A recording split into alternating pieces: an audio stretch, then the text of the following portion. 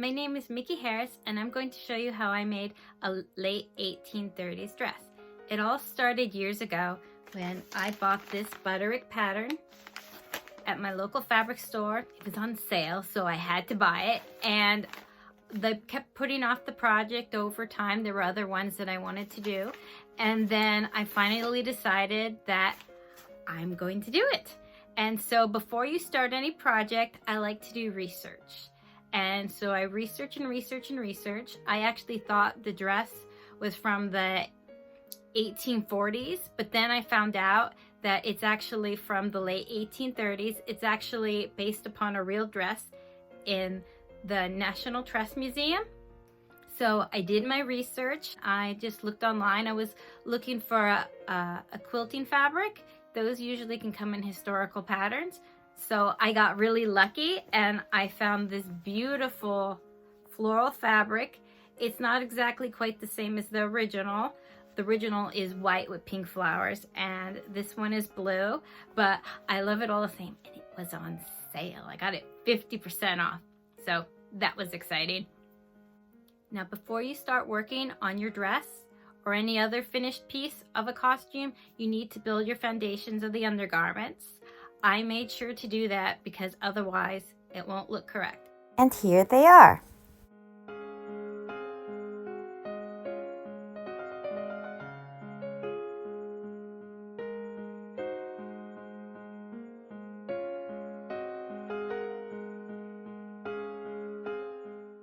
Now, since all the under layers are made, now I could get sewing on the dress. Yay! Here is my 1830s mock-up for my dress. This dress actually ran really big, but here it is. So this is my giant pile of piping for my dress. It took me all day long, which was a lot longer than I thought. I used this yarn here, this sugar and cream, because lots of people recommended that. So, yay, I'm done with it. So after about 3 tries, I got the pleats on the front of the bodice where I liked it. It's really hard to match it up. I put it together as one piece instead of 2 pieces like the pattern because it would create extra heat and I thought that was kind of weird. So as you can see, the left is the done one and the right is the other one I have to pleat, and hopefully I can get it to match up perfectly.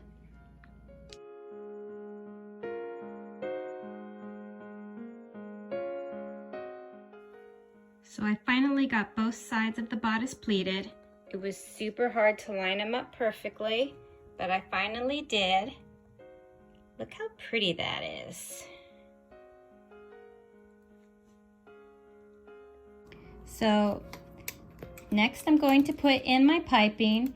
You should put it in with a basting stitch by hand, but I'm lazy, so I'm just going to pin this and then sew the basting stitch by machine.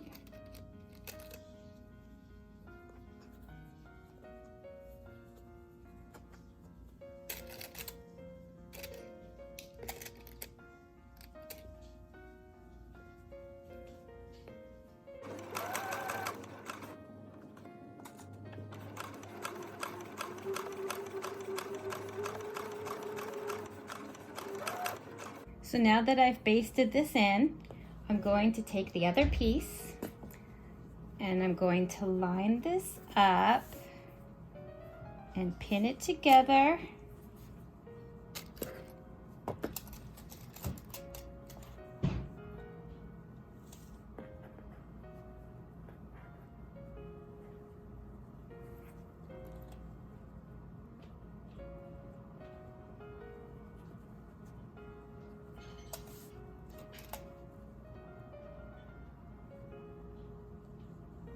So I'll sew this up at the 5/8 seams. As you can see, I sewed the piping down the center.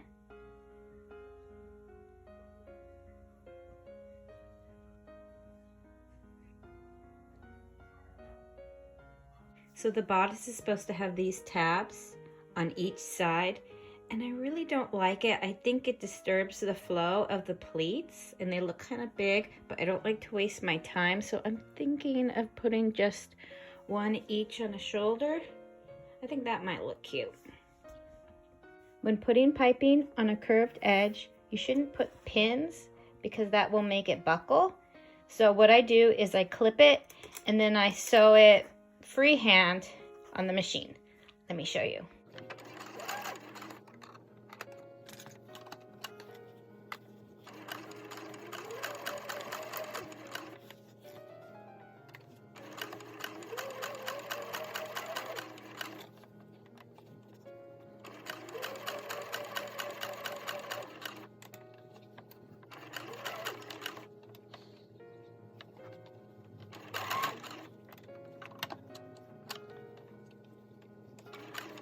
And here you could see 2 pieces piped on a curved perfectly.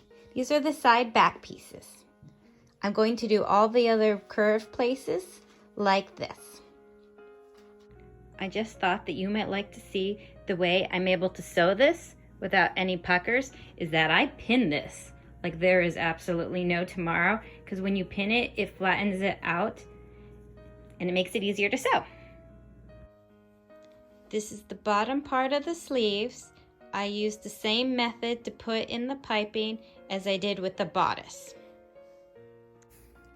So Mr. Darcy here is going to show you how to put a gathered stitch. Pull the thread that you sewed along the top and it will gather very prettily.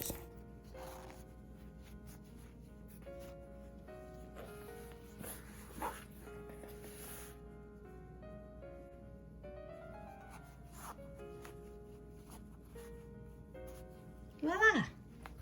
There's 1 row of gathers. There'll be 3 when I'm done. See how pretty that is? This is the center part of the sleeve.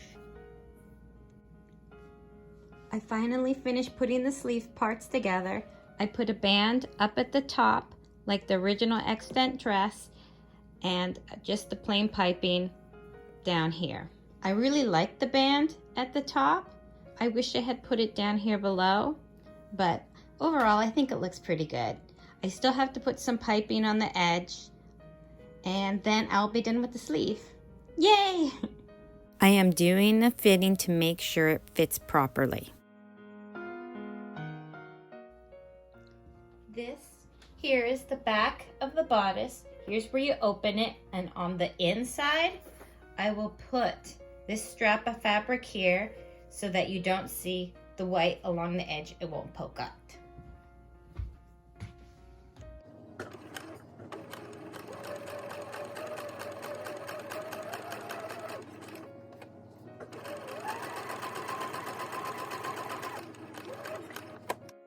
To make it look tidy, I'm finishing it off sewing by hand.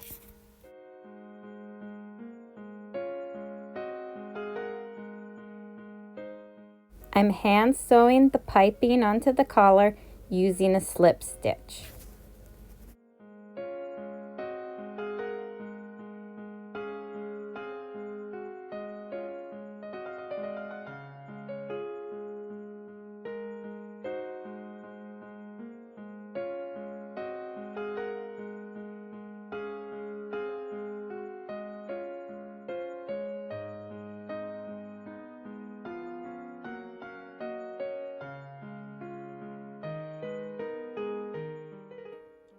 This is the waistband.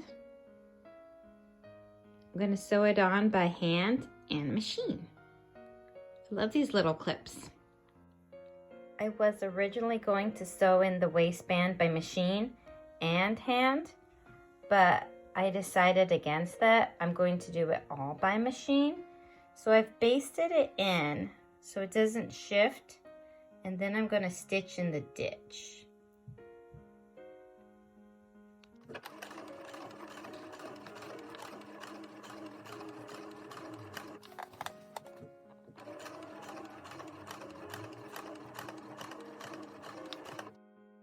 I finished the bodice! I'm working on the skirt now. This is made up of 5 panels. I made the back opening by just pressing open the seam allowance. And then down here, I double stitch across the end to make it sturdy. It's time to cut out the cotton organdy for the hem. Mr. Darcy, as you can see, is helping me. I'm going to be cut it into 4 pieces. I have this crazy pile of skirt that I have to sew all this hem facing to. I made hidden slits for pockets. Yay! I have the top of the skirt folded over and pressed down. I was going to put gathers in the skirt like the original extant dress, but my mom loves cartridge pleats, so I'm putting cartridge pleats. I'm measuring each stitch 3/8 of an inch wide, so that will be the width of each pleat.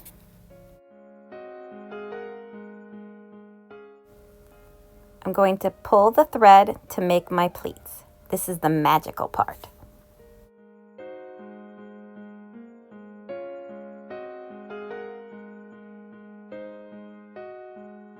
Look how beautiful these pleats are.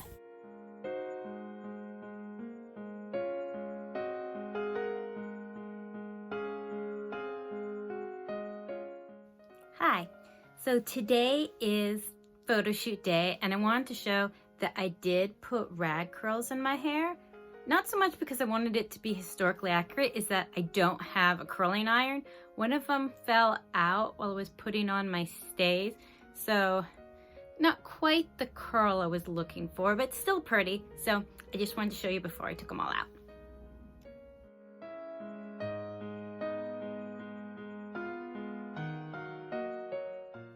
So as you can see, I took out the rags and I didn't quite get the curls that I wanted, but I did get this cute little wave. After I took it out, I then split it into 2 so that it looked like I had more. And then I put these hairpins to get it out of my face.